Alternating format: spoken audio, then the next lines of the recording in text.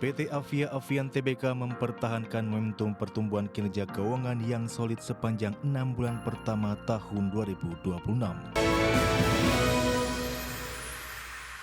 Kembali bersama kami di Market Bus pemirsa, PT Avia Avian Tbk membukukan kinerja positif di sepanjang semester 1 2026 dengan meraup laba bersih mencapai 938,42 miliar rupiah. Ya, pertumbuhan emiten cat berkode Avia ini ditopang oleh perluasan jaringan distribusi serta peluncuran inovasi produk baru. PT Avia Avian Tbk mempertahankan momentum pertumbuhan kinerja keuangan yang solid sepanjang 6 bulan pertama tahun 2026. Berdasarkan keterangan resmi perseroan, Avia mencatatkan pertumbuhan penjualan 18,2% menjadi 4,59 triliun rupiah. Laba bersih perseroan ikut melesat 21% menjadi 938,42 miliar rupiah yang mencerminkan ketangguhan bisnis di tengah dinamika kenaikan harga bahan baku. Presiden Direktur Avia Avian Wijono Tanoko menjelaskan bahwa perseroan berhasil menjaga margin laba bersih di level sehat sebesar 20,4%.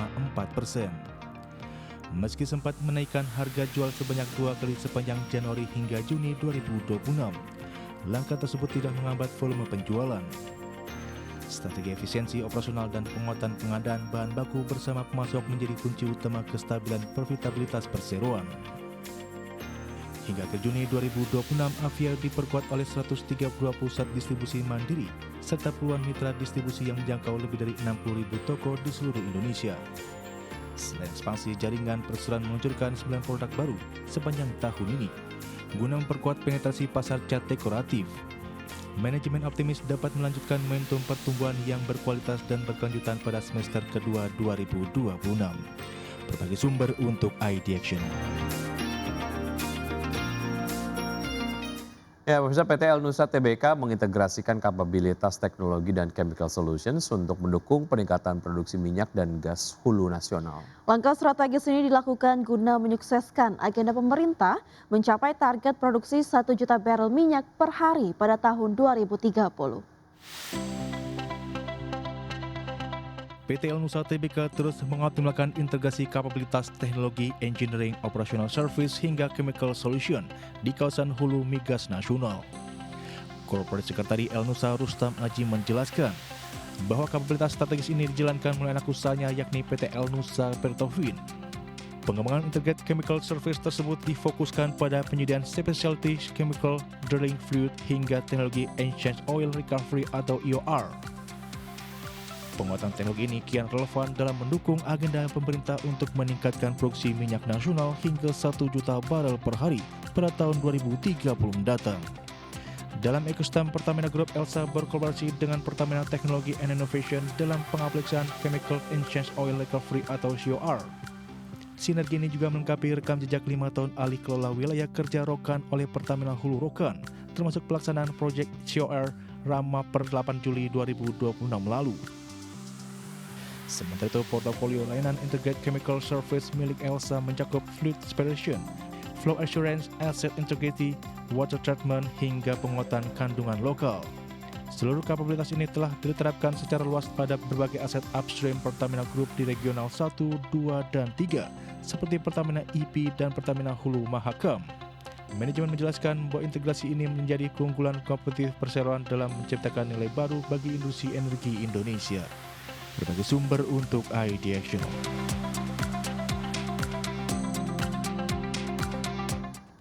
Ya pemirsa, PT Telkom Indonesia Tbk memperluas langkah tanggap darurat bencana gempa bumi di wilayah Nusa Tenggara Timur. Ya, melalui anak usahanya Telkomsat dan emiten BUMN berkode Telkom ini menargetkan penyediaan konektivitas berbasis satelit di 17 titik terdampak. PT Telkom Indonesia Tbk terus mempercepat proses penanganan dan pemulihan layanan telekomunikasi digital di Nusa Tenggara Timur. Anak usaha perseroan yakni PT Telkom Satelit Indonesia memfokuskan pengarahan jaringan satelit. Vice President Corporate Secretary Telkomsat Vino Arfiantono mengkonfirmasi bahwa target dukungan konektivitas satelit disiapkan di 17 titik yang tersebar di wilayah Maumere, Ruteng, dan Laratunga. IFB Telkom Regional 3, Rahmat Dwi Hartanto menjelaskan bahwa pemulihan infrastruktur di sejumlah titik masih membutuhkan waktu dan dilakukan secara bertahap.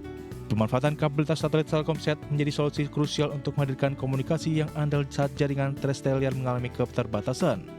Langkah ini diambil guna menjamin kelancaran koordinasi penanganan bencana di lapangan serta membantu masyarakat memperoleh informasi. Adapun proses pemulihan jaringan serat optik dan BTS di wilayah terdampak gempa NTT hingga saat ini terus menunjukkan kemajuan signifikan.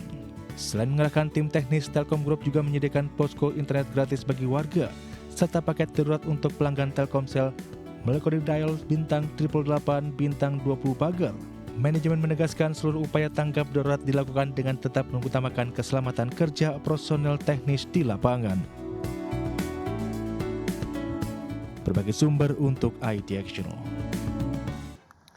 Ya, pemirsa, harga minyak berakhir di level tertinggi dalam lebih dari 3 pekan pada hari Selasa setelah Iran menyatakan akan mengambil sikap yang lebih defensif ataupun ofensif dan Selat Hormuz tetap ditutup.